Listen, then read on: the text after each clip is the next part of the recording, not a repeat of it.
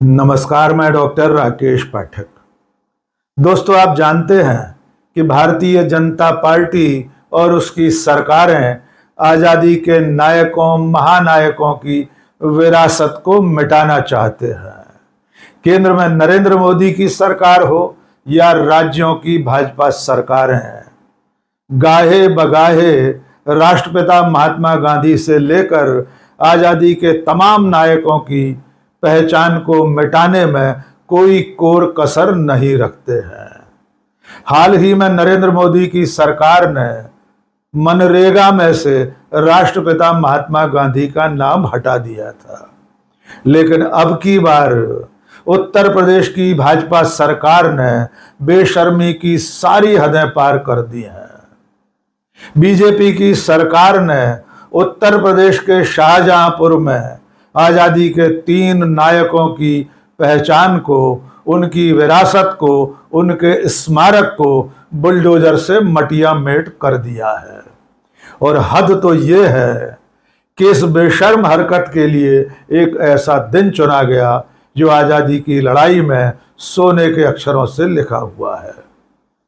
BJP की सरकार ने 23 मार्च को शाहजहांपुर में अमर शहीद पंडित राम प्रसाद बिस्मिल, अशफाक उल्लाह खां और ठाकुर रोशन सिंह के स्मारक को बुलडोजर से रात के अंधेरे में जमी दोज कर दिया है। इसके अलावा ऐसी ही एक हरकत हुई है मध्य प्रदेश में।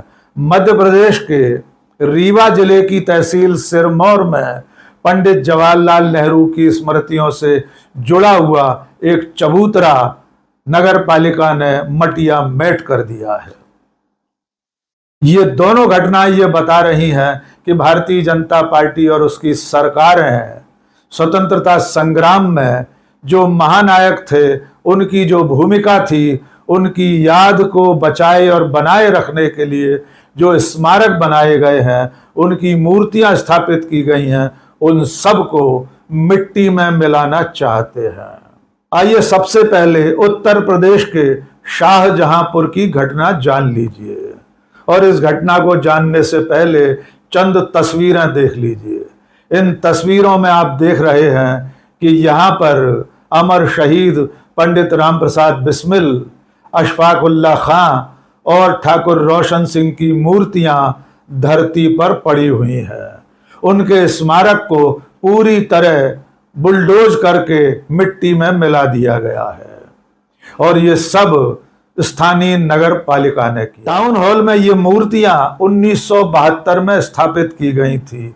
1972 स्वतंत्रता का स्वर्ण जयंती वर्ष था। इसी मौके पर तत्कालीन नगर पालिका अध्यक्ष वासुदेव गुप्ता ने इन मूर्तियों की स्थापना की थी। टाउन हॉल में बने इस स्मारक को 23 मार्च की रात 3 बजे यानी शहीद दिवस की रात को स्थानीय प्रशासन और नगर पालिका ने बुलडोजर से पूरी तरह मटिया मेट कर दिया है। आप अच्छी तरह जानते होंगे कि पंडित राम प्रसाद बिस्मिल, अशफाक उल्लाह खां और ठाकुर रोशन सिंह ने 9 अगस्त 1925 को काकोरी ट्रेन एक्शन को अंजाम दिया था। इस घटना के बाद अंग्रेज सरकार की चूलें हिल गई थी। इसके बाद जब इन तीनों की गिरफ्तारी हुई, इन पर मुकदमा चला, और उसके बाद अंग्रेज सरकार ने 19 दिसंबर 1927 को उत्तर प्रदेश की अलग अलग जेलों में इन तीनों क्रांतिकारियों को फांसी की सजा दे दी थी। खास बात यह है कि शाहजहांपुर वो शहर है, वो कस्बा है जहां पंडित राम प्रसाद बिस्मिल पले बढ़े। इसलिए उनकी याद में 1972 में तत्कालीन नगर पालिका अध्यक्ष वासुदेव गुप्ता की पहल पर यह स्मारक स्थापित किया गया था। वासुदेव गुप्ता खुद भी स्वतंत्रता संग्राम सेनानी थे। वे 1942 के भारत छोड़ो आंदोलन में जेल गए थे, लेकिन आज की तारीख में यूपी की बीजेपी सरकार ने, शाहजहांपुर के स्थानीय प्रशासन ने पंडित राम प्रसाद बिस्मिल, अशफाक उल्लाह खां और ठाकुर रोशन सिंह के इस स्मारक को पूरी तरह समाप्त कर दिया है। आज की तारीख में इन तीनों सेनानियों की मूर्तियां धूल धूसरित पड़ी हुई है। ऐसी ही एक और घटना हुई है मध्य प्रदेश के रीवा जिले में। रीवा जिले में एक विधानसभा क्षेत्र है सिरमौर। सिरमौर कस्बे में देश के पहले प्रधानमंत्री पंडित जवाहरलाल नेहरू 1956 में एक कार्यक्रम में आए थे। तब उन्होंने जिस पार्क में जिस चबूतरे पर खड़े होकर भाषण दिया था उसे बाद में नेहरू पार्क के रूप में संरक्षित रखा गया। 1956 से लेकर आज तक उस जगह को, उस चबूतरे को सुरक्षित रखा गया था, क्योंकि वहां खड़े होकर पंडित नेहरू ने भाषण दिया था। उस पार्क को आज भी नेहरू पार्क के रूप में ही जाना जाता है। यहां तक कि सरकारी दस्तावेजों में खसरा खतौनी में भी उसे नेहरू पार्क के रूप में ही दर्ज किया गया है। लेकिन अब स्थानीय नगर पालिका ने इस नेहरू पार्क में जो चबूतरा बना हुआ था, जो पंडित जवाहरलाल नेहरू के स्मारक के रूप में जाना और माना जाता था, उसे तोड़कर वहां दुकानें बनाना शुरू कर दिया है। मध्य प्रदेश कांग्रेस की महासचिव कविता पांडे ने इसके खिलाफ मोर्चा संभाल लिया है। आइए सुनते हैं कविता पांडे की जुबानी ही कि क्या घटनाक्रम हुआ है सिरमौर में और किस तरह उस चबूतरे को तोड़कर नेहरू जी की याद को समाप्त करके वहां दुकानें बनाई जा रही हैं। आइए सुनिए कविता पांडे क्या कह रही हैं। नेहरू के नाम पर भारतीय जनता पार्टी की सरकार और उसके लोगों को बहुत आपत्ति है और इस बेशर्मी भरे कृत्य का मैं पूरी तरह से विरोध करती हूं और नेहरू पार्क को व्यवस्थित तरीके से बनाया जाए ताकि हमारे जो बच्चे आ रहे हैं वो जाने कि हमारे चाचा नेहरू कैसे थे, इंदिरा जी कैसी थी।